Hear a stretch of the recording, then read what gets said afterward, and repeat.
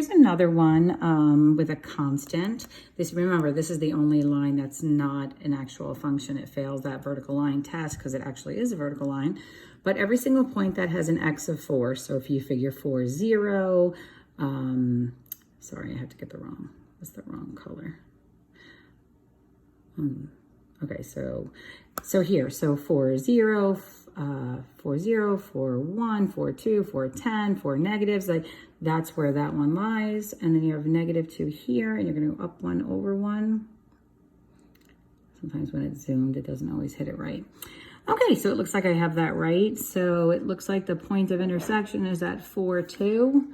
So we're going to do 4 2, and we're going to keep moving. Now, as we get up a little bit on this, you're going to start to notice that they're not solved for y. And that little switch over, if you're not paying attention to, could be a problem. So just make sure that you pay attention to it. I'm at -1 up 2 over 1, so the green one is correct. That's at 2 up 1 over 1, so that one's correct. So it looks like it's at 3 5. So these are easy because, like I said, they're already solved for y. But now here's our first one. So this one on the bottom is already solved for y. So I can do that one right now. And that's this guy right here. So I'm going to go to the 1.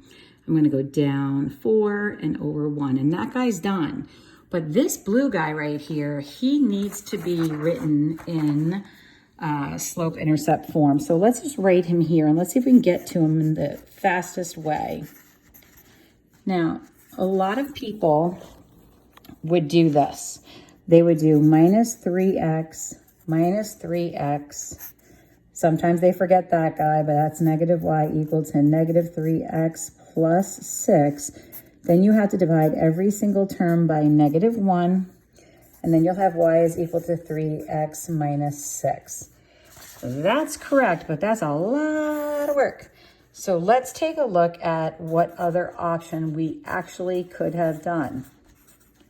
If I just add the y, now I have 3x is equal to y plus 6, and I'll subtract the 6.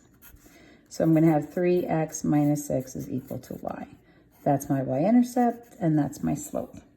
So when you have this negative y there, I would encourage you to add that to the other side first and then subtract the constant. So you'll hit this line, and we have a -6 is our intercept, and we're going to go up 1, 2, 3 over 1. And it looks like the point is 1, -3. 1, -3. So I think what's going to happen here a little bit is we're going to have to, just be a little clever with this. This one is ready to go to graph. This one is not. I'm going to have to subtract x from both sides on that. I think it's important for you to write these down so you don't forget. So it's going to be x plus y. Sorry, it's a little sloppy. X plus y equal to -6. I'm just going to subtract x to both sides. -x minus 6.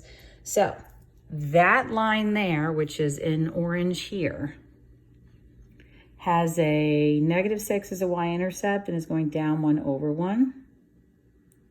Oh, I'm not catching it. Okay, and then this other one was already ready to be graphed. It's a -1. It's going up and over 1. So that's going up 1, 2, 3. Oh, yep, so it looks good.